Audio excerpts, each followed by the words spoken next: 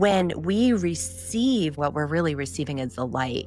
And if it's between us and another person, that beautiful infinity loop of light, when we're receiving the light that comes from them, the light of the creator, that is coming into us.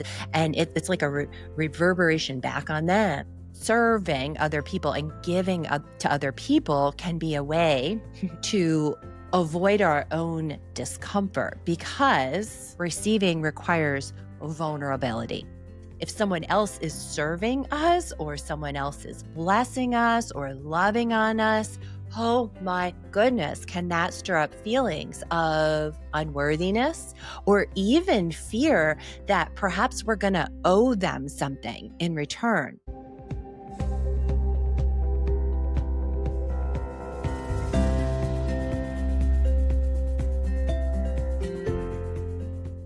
This is the Daily Surrender, where we explore what it really means to let go and let God. I'm Jen Ragazzo, a soul-aligned wellness coach and fellow traveler on the path of freedom. After years of striving and self-abandonment, I discovered that true healing and peace come when we release control and allow the divine to lead. Here, we explore surrender as a way of living. Through honest conversations, spiritual insights, and practical wisdom, you'll be reminded of your true essence. So take a breath and join me on this journey, because the freedom you're longing for begins in surrender.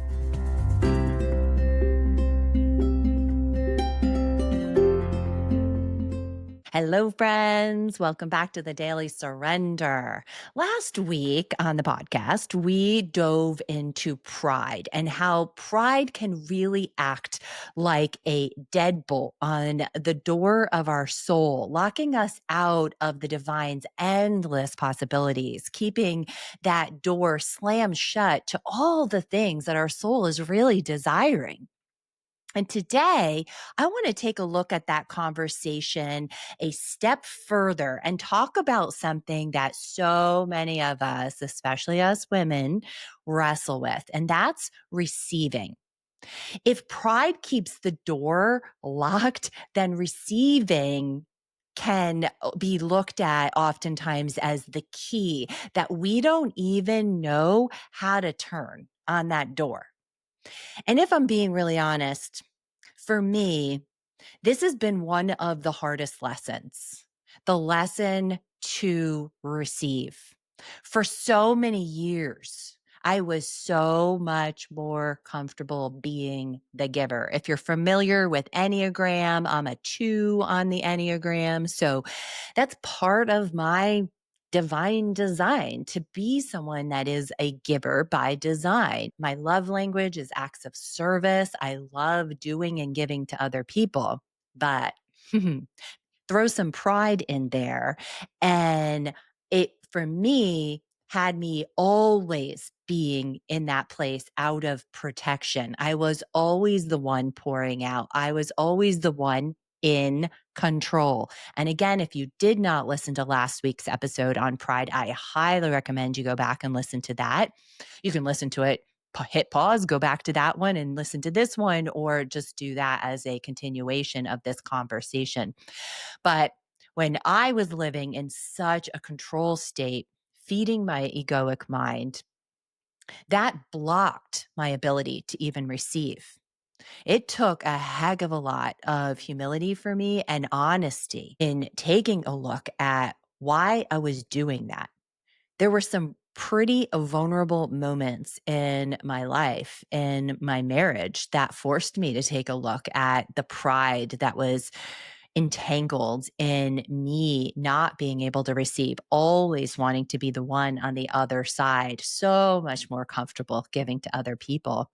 And through it all, it really has helped me to learn what it means to live with our hands in the posture of receptivity, and why it's so important that we do that, and why that's even important in our divine design as women. So the majority of my listeners here are women, not all of them. Sometimes sometimes men find my podcast, or sometimes women share my podcast with their men. And it's this conversation. If you are a male listening to this is important for you too, because it is not just us women who struggle with this. But we're going to talk today in this episode a little bit about the divine feminine and our divine feminine design as receivers as well.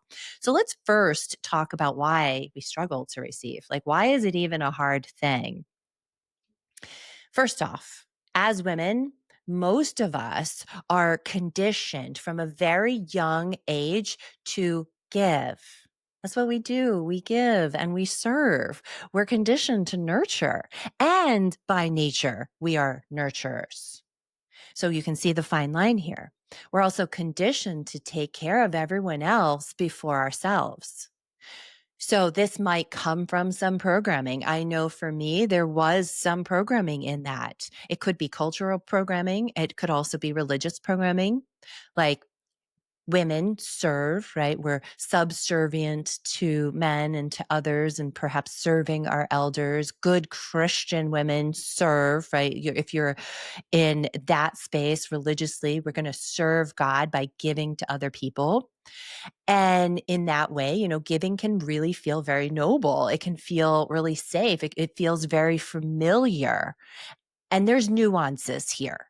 So we're going to get into the gray space nuances and all of this, because I am not saying that being a giver is bad, that serving other people is a negative thing. It's not. It's not. But again, nuances. Honestly, serving other people and giving up to other people can be a way to avoid our own discomfort, because receiving requires vulnerability. So pride can very easily sneak into this, very easily sneak in. I have worked with hundreds and hundreds of women at this point in my practice coaching for almost 15 years. And almost every woman that I've ever worked with has struggled with this to one degree or another. They ended up here on my runway working with me because there was this level of fatigue and burnout. Their bodies couldn't take it anymore. There was such an imbalance in the giving and not enough receiving that oftentimes the body would go into catabolic breakdown. The symptoms of dis-ease that were showing up were so for them, inviting them. And yet it was so uncomfortable. It's so uncomfortable to shift away from this, because again, there are stories there. There's conditioning there that might be a little bit different for each individual person. But identifying that there's a need to work more on receiving is really, really important. And identifying where pride is, again, sneaking in. So here's the deal. When we receive, we're not in control. So we're going back to that C word. We're back into, controlling. So if someone else is serving us, or someone else is blessing us or loving on us, oh my goodness, can that stir up feelings of unworthiness, or even fear that perhaps we're going to owe them something in return? I know that both of those things were things that I struggled with. I did not want to owe anybody anything, but that was my pride. I also did deep down struggle with a sense of unworthiness.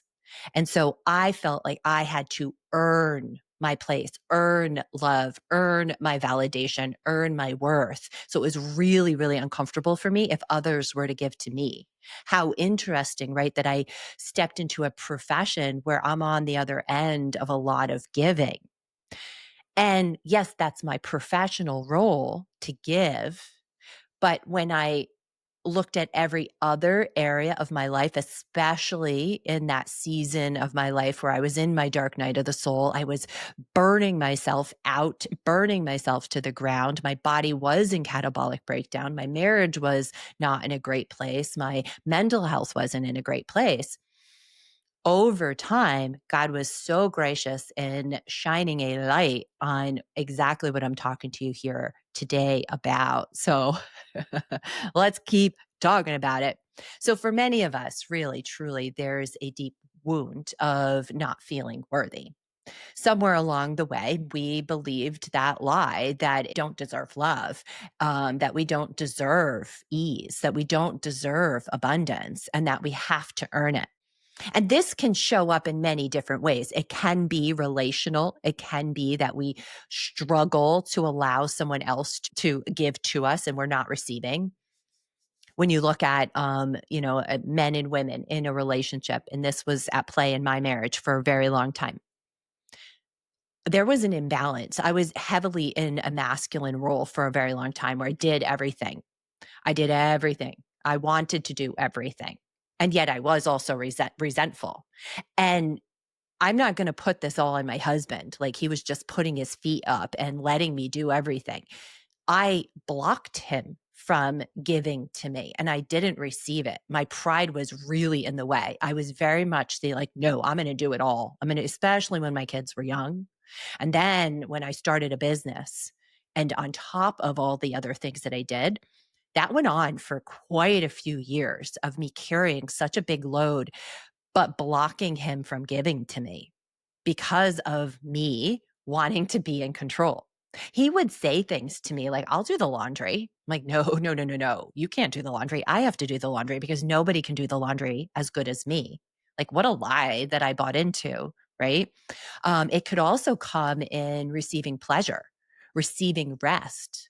I struggled for a very long time and I had to very intentionally practice that. And I've shared other stories on the podcast here of what that looked like for me in taking intentional seasons of my life to relearn, like really learn, remember how to rest and receive the abundance in that. I was so programmed to be giving and doing and on all the time that to rest, oh my gosh, it would trigger all kinds of feelings in me of unworthiness. Like, I'm not earning, I haven't earned this. I haven't earned my right to sit by the pool and read a book on a Tuesday afternoon. I haven't earned my right to have, for instance, like my husband say, you know what? I'm going to go do the Costco run and the rest of the food shopping. Why don't you take a break and just rest? That was not how I was programmed, and that was not what I was living into.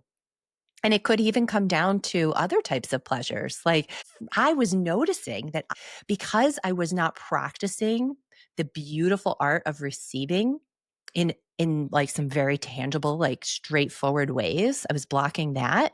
I was blocking pleasure. I was blocking pleasure of just being alive, of being in this world, of feeling wind on my face, of seeing the beauty all around me. Like it pulled me out of receiving that.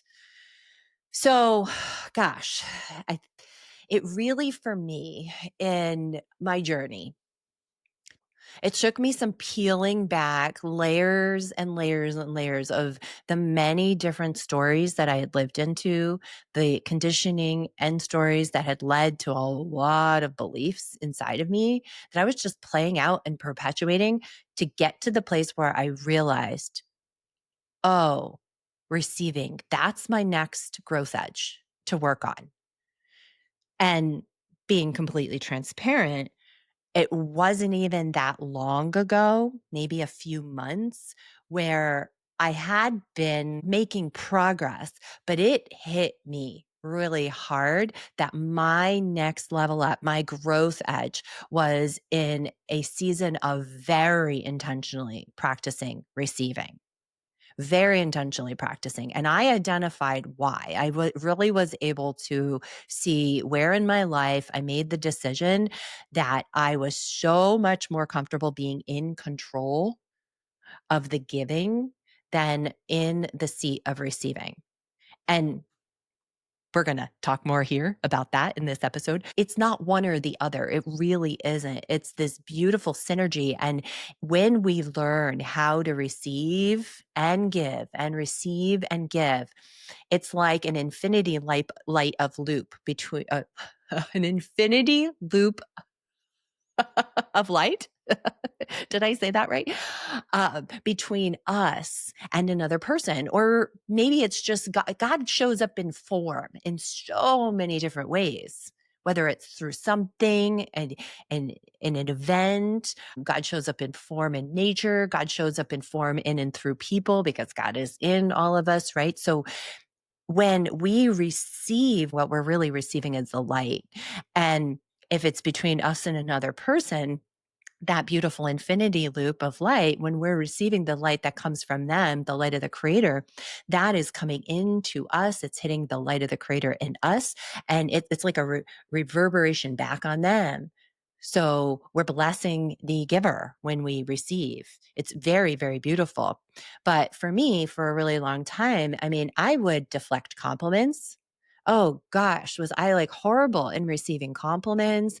I would often just like kind of brush it off or make some, I don't know, excuse for why it was the way it was, like instead of really receiving it and feeling it.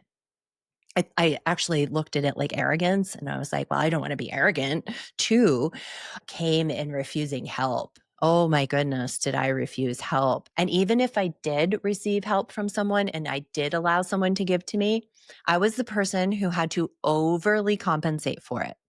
I mean, it wasn't just a thank you note, or it would be like a thank you note and a present, and then overly giving back to them. Not being led by the spirit to give back, but doing it out of a sense of obligation because I had to make up for what they gave to me. It, and as I already mentioned here, I also caught it in just as, again, more recent when I was really digging into the areas where I'm still not receiving. I was like, I'm blocking receiving pleasure, like really, really, really receiving pleasure. I was able to identify like these very false narratives that were going around. Like, I can't receive more pleasure. Why? That pleasure is from the divine. That's God in form, showing up, wanting you to receive it, Jen. Why are you pushing it away? And I could hear God saying, why are you pushing me away, Jen? Why? Why are you limiting me?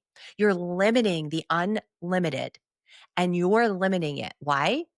Because it was uncomfortable for me. It was like an upper limit in a sense where I didn't feel that I was worthy of receiving infinite pleasure, infinite joy, infinite peace. I was still trying to control even that. Whew. So here's the truth. Receiving in and of itself, it's not passive. It's actually participation with God's provision. God always, as I just mentioned, shows up in form. He comes through people, through creation, through opportunities. And when we refuse to receive, we're actually refusing God. When I realized that, that hit me so hard and it was so convicting. And it became something for me to start playing around with.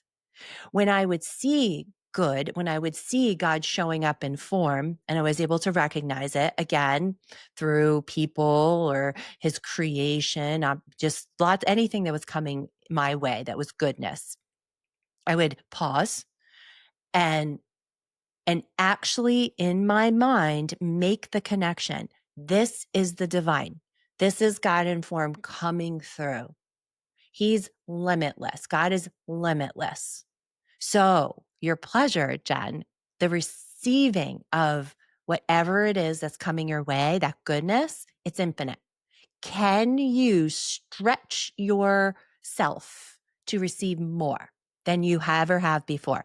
And every time that I've played with this, I have been able to stretch a little bit more, a little bit more, and a little bit more. And I can tell you that I'm expanding my capacity for goodness. I am determined to have my capacity be at an infinite, like thermostatic setting.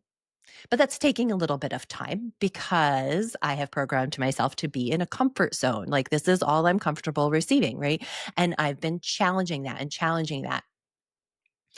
As I said, again, I'm a very visual person, and I can see that beautiful infinity light of loop that flows back and forth.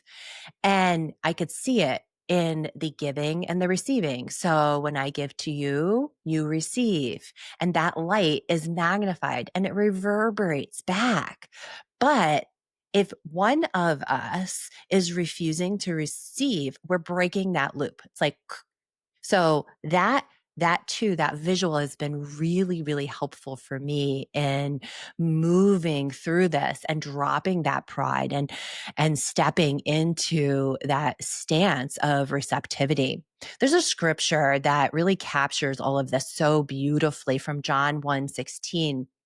And it says, from his fullness, we have all received grace upon grace. And right there, we see the truth. We see the truth that we're not earning grace. We're receiving grace. We have to receive it. It's always there, right? But we've been given free will and we've been given the ability to choose. So how do we receive that grace? We have to allow it. We need to allow it. Matthew 10:8, another scripture says, freely you have received, freely give. Notice that order. Freely you have received, freely you give.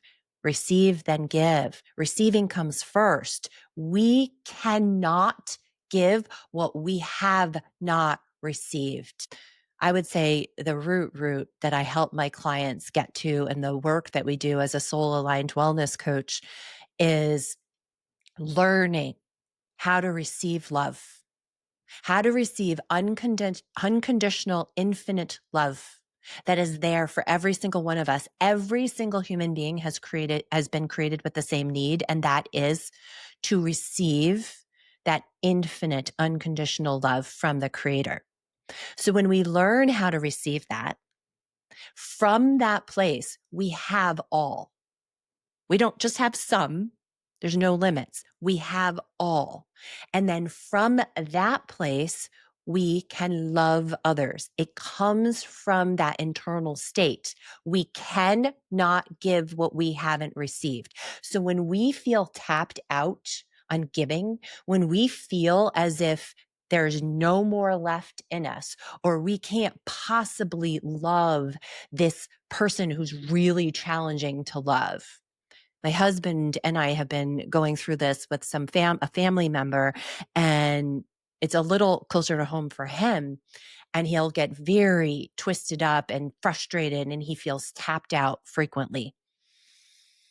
And I remind him when he is receptive to my reminders to go back to source. Where is he looking to give from, right? You have to receive. And we miss that so often. And that's our pride that has us missing that. We cannot give what we have not received. So where is source? Source is available for every single one of us. The kingdom is within. That is the unconditional love that is God. So look to where you are tapping in to receive first. If you're going to the world to receive, you will be very limited in that. There is a limitation on that. But if you're going to source, it's unlimited. So when we block receiving, we're not just blocking blessings for ourselves. We're also blocking the flow again of God's light through us to other people. So when God shows up in form, which again, that's how God presents himself, because God is not a form. God is not a man in the sky in form. God is spirit coming through in our consciousness. So just take a look, are we receiving first and then giving? I want to touch upon in our conversation here today the divine feminine. I think this is a really important piece for us women here. And if you are a male listening to this, to understand this about women. We as women have literally been created to receive. Our bodies, our wombs, even our sexual design points to this sacred truth. Like if you look at us as women, right? you look at how we've been divinely designed, you can see the design for receptivity. And yet, so many of us women view receiving as weakness. It is not weakness. It's our design. It is our literal design. It's fascinating. And the divine feminine softens in the receptivity. She softens when she drops her pride and says, I need help. I receive your help. I receive the goodness that comes to me. It softens us. And our counterparts, so if we're partnering with a male, we feed his masculine because men are designed to be protectors and providers. If we're blocking them from expressing their divine design, then that puts us in a more masculine state. And then that hinders them from being able to express, again, their divine design. But ladies, if you're in a relationship with a partner who's male, try taking a look at where you may be blocking his giving to you and his design as, say, a protector or provider. I know with my husband, when I really started leaning more into this, I would soften. I was receiving from him more and more than I ever had. It has fed him. It's fueled him. He has felt more and more in his healthy masculine because I'm in that divinely designed receptivity of my feminine. For years, as I've already shared here, I lived in a very masculine energy in my marriage. And that had a lot to do with my grip on control. I wanted to be in charge. I wanted to call all the shots. I wanted to fix everything and everybody around me. And all that did was close me off from receiving, not just emotionally and spiritually, but also even sexually.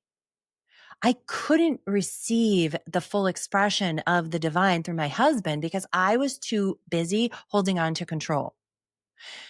It might sound a little like, what? Why are you bringing sex into this?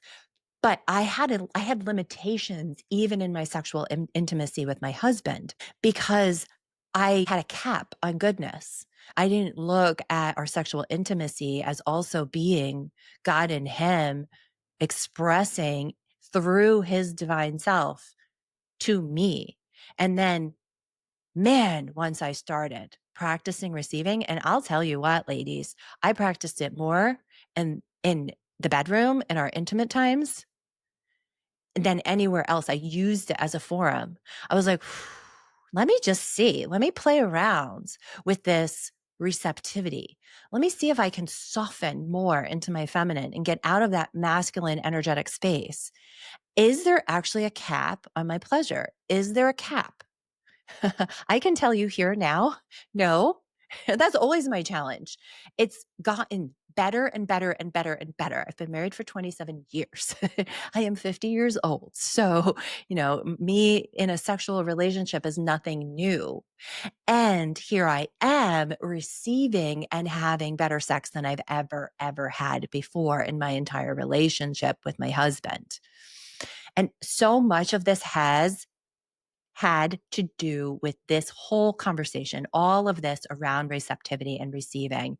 So, what I've really noticed in myself is when I began to soften and allow myself to receive, again, not just in the bedroom, that's just one area of my life, but I have used that because why not? It's fun as a forum for me to practice this. But using it in my daily life, again, in all areas, it's changed everything. It really has changed everything for me. It's opened up intimacy, not just between my husband and I, but intimacy in friendships. It's deepened my connection with people in my life. It's given me a deeper sense of safety and surrender. And I really do truly today stand in a place of seeing that as being God working in and through, in and through, in and through other people in form. And I have such a deep, deep, deep gratitude for the ways that God provides for me, the way that God is guiding me in my life, the way that God desires for me to live with pleasure and joy and abundance, truly. So this here is the invitation of the feminine. It's to rest, to be open, to receive joy and pleasure and provision, to trust. One of the things that I have noticed in myself personally and professionally working with other people over time, one of the biggest blocks to receiving is a lack of trust. So if you are struggling with that and you're really, really struggling to receive and you don't feel safe enough to receive, I encourage you to take a look at that. I encourage you to dig deeper there and find out why. Get into the nitty gritty of why you don't trust enough or you don't feel safe enough to receive. It's an invitation. So if you're hearing this conversation and you're like, oh, this all sounds amazing, Jen, but it's still not available. I can't do it. I really can't. There's something in there. So I encourage you to get help for that. If you need help, that's what I do in my coaching relationships. That's what I do in guiding people on freedom journeys using MDMA to quiet the amygdala so that we can get into the constructs, get into the stories that are actually blocking you from living as your divine self and in your divine design, receiving the abundance that God has for you. So let's talk about some practical ways that you can practice receiving. And note that I said practice, right? This is not an overnight wave a wand. And if you have struggled with receiving, now you're in all areas of your life, you're going to start receiving tomorrow after this podcast. No, it's a practice, much like you would hit the mat in a yoga class, and it's called a yoga practice. You're going to meet yourself where you're at. But let's talk about how we can practice, because we know that when we practice and we push ourselves, like we find our growth edge and we push ourselves just outside our comfort zone, because that's where we grow, and we steady ourselves, we're going to get stronger. And then we push ourselves more and more and more. So start small. That's my first one. That's my first piece of advice for you, is to start small. So next time somebody is complimenting you, instead of deflecting or downplaying it, simply pause and say, thank you. Perhaps you even say, thank you, I received that. I have done that for a while in my practicing. Early on in my awareness around this, I would say to somebody, if they complimented me, thank you, I received that. And I would pause and put my hand on my heart and just allow myself to feel the energy of it. I think it's important for us to let that in, not just have it be words, but really feel the energy of it in your body. Another thing that you can do is to practice presence in pleasure. So savor your food, really savor it and receive all the pleasure from eating and the pleasure of the texture and the flavors instead of rushing through and detaching. So that's something that a lot of us do too. We will even limit our pleasure in something as simple as eating a delicious meal. And in it, we don't process that it's a delicious meal. So notice the beauty around you too. Pause, purposeful pauses throughout your day to soak in a sunset or a sunrise instead of just rushing through. To watch a bird and allow yourself to feel joy in watching that bird. Stop to literally smell the roses. Linger in that joy. Linger in that pleasure. Don't cut it short. This is a practice that can expand your capacity for abundance and pleasure and joy and receptivity so much, so much. And these are free. These are all things you're already doing. Another one is allow help. Let somebody else carry your groceries, open the door for you, pray for you, help you. Really, truly, like let somebody else, if you're having, I don't know, maybe you're having a day, maybe you're in a season, maybe you've had surgery or a new baby, or you're just downright fatigued and someone says to you, can I come help? I would love to come cook you a dinner and clean your house. Instead of your pride going, no, no, no, no, no, no, you do not need to bother yourself with that. I've got it. What if instead you said yes? Right?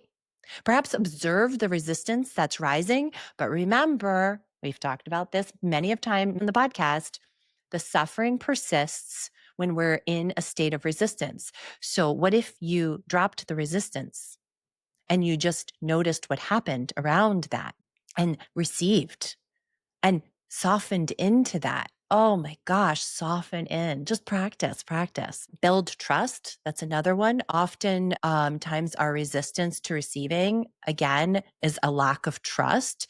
So we have to practice using our trust muscle. It is a muscle. We can't go from cognitively thinking, okay, I know I can trust. I know I can trust God. And in that, I can trust the ways that God comes in form through other people, right?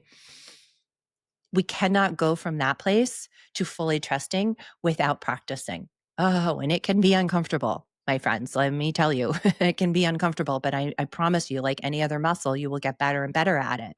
So practice surrender in your prayers. You can use breath work with this. You can journal around it. Where am I resisting? Where am I afraid to open my hands? Get really clear on your fears. Your fears are going to show you where there's healing to be had, where you're not trusting, and help you understand why so that you can identify what is not actual truth with a capital T, and you can begin to dissolve, deprogram, unwrite stories, stop writing stories, stop feeding stories. And the last one for you is to follow it with gratitude.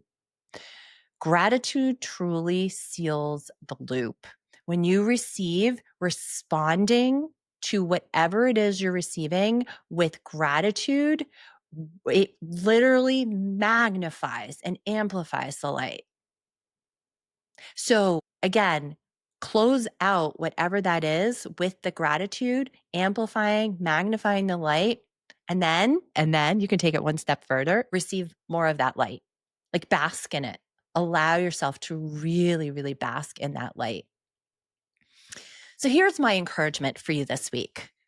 Notice the moments where you're blocking the light by refusing to receive.